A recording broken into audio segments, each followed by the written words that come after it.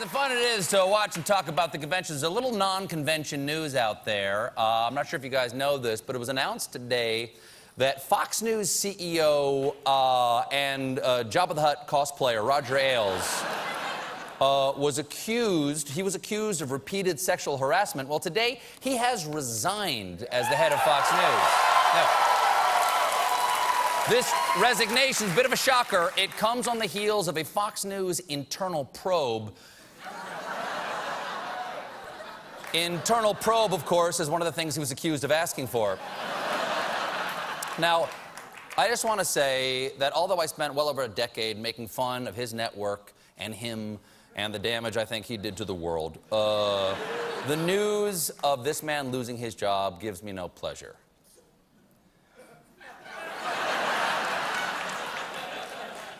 Hey, Jimmy, could we get the camera off me for just a second, please?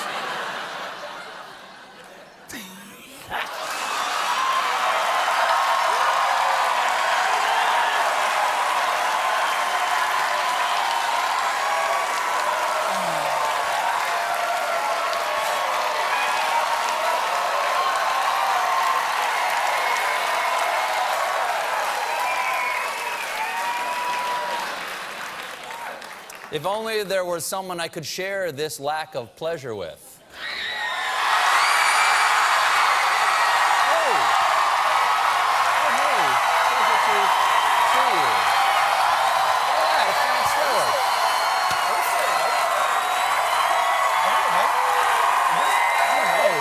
I think we might be on a roller coaster.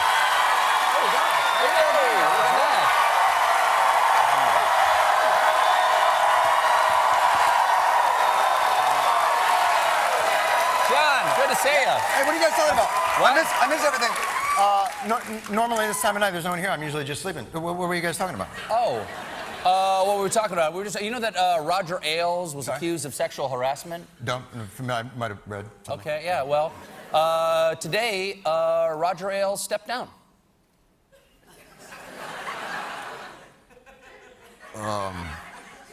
Jimmy?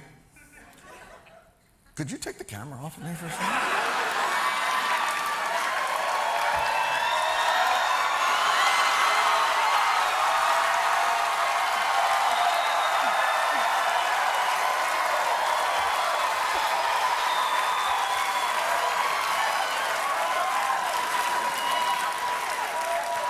So, thanks for stopping by. Is this something I could help you with? I was actually wondering if I could maybe just, I don't know, talk about the election for a little bit. Oh, yeah, of course. Yeah.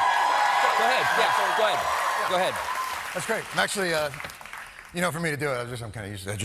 I'll probably need your desk. You want to sit here? I'm going to need the chair. Oh, no, okay, no, I'll sit. What's what? Okay, that's what's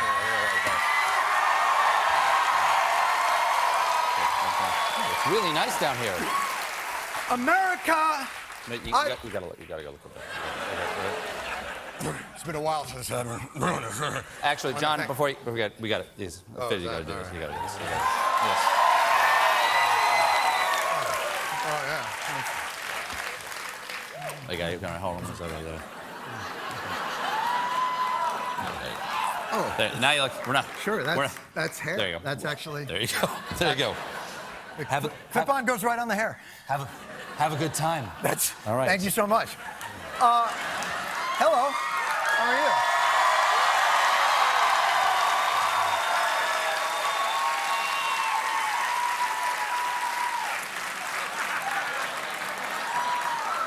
you? Well, the convention's over.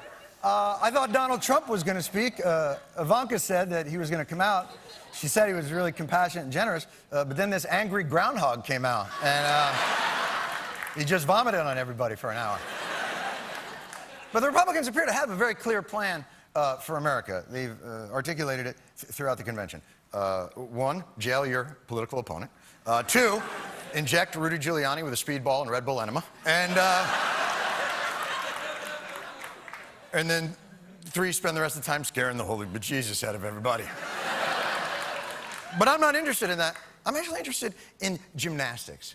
With the Rio Olympics coming up, I'm enjoying the gymnastics portion of the program that's about to occur. That will be the contortions that many conservatives will now have to do to embrace Donald J. Trump A man who clearly embodies all the things that they have for years said that they have hated about Barack Obama. The most inexperienced nominee to ever run for president. One of the most divisive presidents in history. Notoriously thin-skinned. Straightforwardly authoritarian.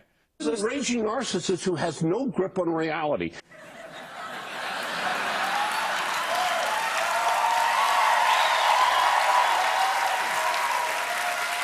Yes,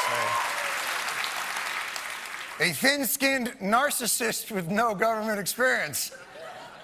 Yes, that sounds exactly like Barack Obama. So now the right-wing media is going to have to spend 24 hours a day, 7 days a week, justifying this choice they've made. Can they make the turn? They already are. Let's trace their journey through the eyes of one of their most talented gymnasts. His name escapes me. Let's just refer to him as Lumpy. Hey, Lumpy. For instance, here's how Lumpy felt about Barack Obama's divisiveness. This president is the most divisive president in history. Scare tactics, class warfare, racial rhetoric, divided along racial lines, rich versus poor, black versus white, old versus young. Cats versus dogs! Batman versus Superman!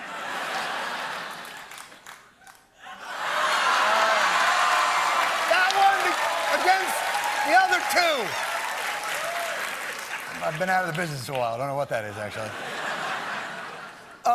Well, if you don't like divisiveness, what about when Trump suggested Mexico is sending us their rapists? If you don't like divisive Perhaps rhetoric... inarticulate, but he did say, you know, some people are good people. He didn't say all Mexicans. Oh, no, you're right. And Cinco de Mayo, we had the Trump Tower Taco Bowl. And that's one of the healingest meals on the Trump Tower menu. I am not an expert on racial unity. But I do believe that some of our more vaunted historical leaders in that area did retweet white supremacists less than Trump. So I believe... I'm just saying. Then there was the Obama crony that Lumpy couldn't stand, his old friend Teleprompty. President Obama, he can't read a sentence without a teleprompter. He sleeps with the darn thing. Probably sleeps with the darn thing and then probably doesn't call it the next day because it didn't say so on the teleprompter. Lumpy, your 180, please. We've seen him now give a series of policy speeches using a teleprompter, staying on message. Really well done for somebody who'd never done it before. You hate teleprompters! You're saying now teleprompters are for stupid people, and I thought Trump handled it pretty good. Okay, inexperience aside, divisiveness aside, the worst thing about Barack Obama is his elitism. Barack Obama is anything but mainstream. Sitting in his million-dollar home, claiming to be for the people, we have to wonder how in touch he is with the average American. Take a look at him ordering his burger with a very special condiment. Dijon mustard? I hope you enjoyed that fancy burger, Mr. President. Yeah, you elitist.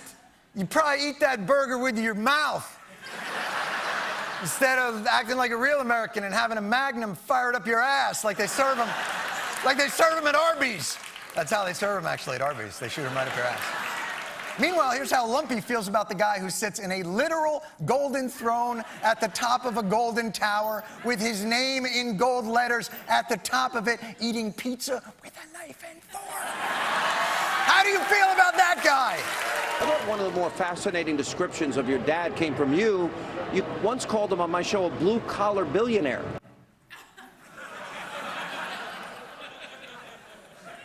That's not a thing.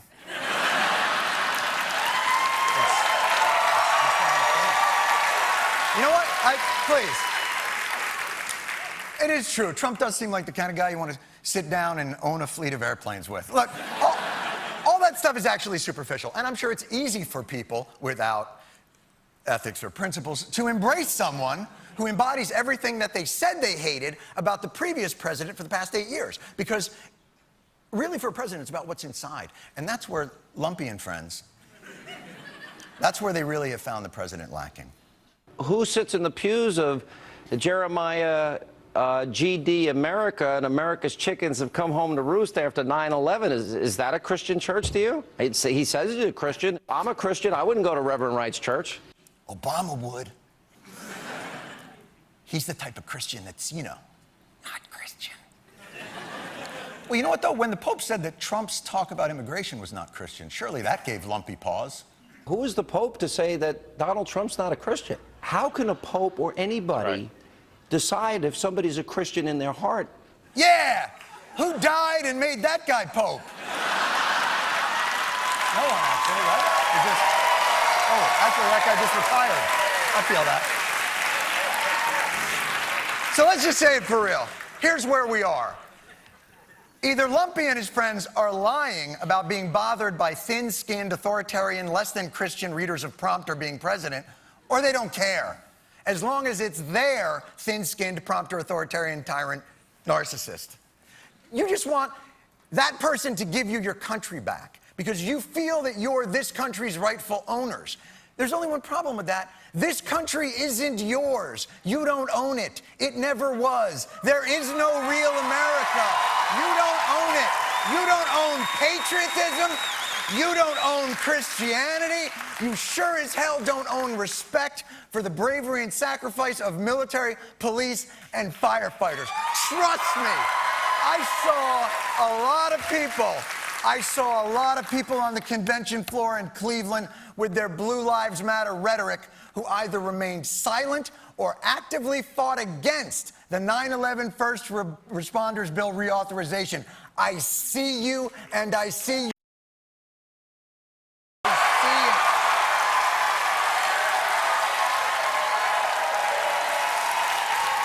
know what? I'm done. Oh. We're live.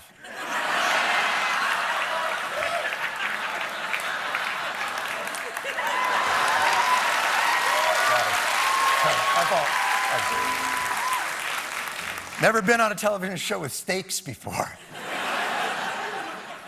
So I see you. You got a problem with those Americans fighting for their place at the table. You got a problem with them because you feel like the, what's Representative Steve King's word for it? Subgroups of Americans are being divisive. Well, if you have a problem with that, take it up with the founders. We hold these truths to be self-evident, that all men are created equal. Sorry, big up. Respect, Lin-Manuel. Those fighting to be included in the ideal of equality are not being divisive. Those fighting to keep those people out are. So, Lumpy, you and your friends have embraced Donald Trump. Clearly, the C next to your names don't stand for constitutional or conservative, but cravenly convenient. Sorry. I was just cleaning the air horn, John, and it went off. Please enjoy these commercials. Stop, Stewart!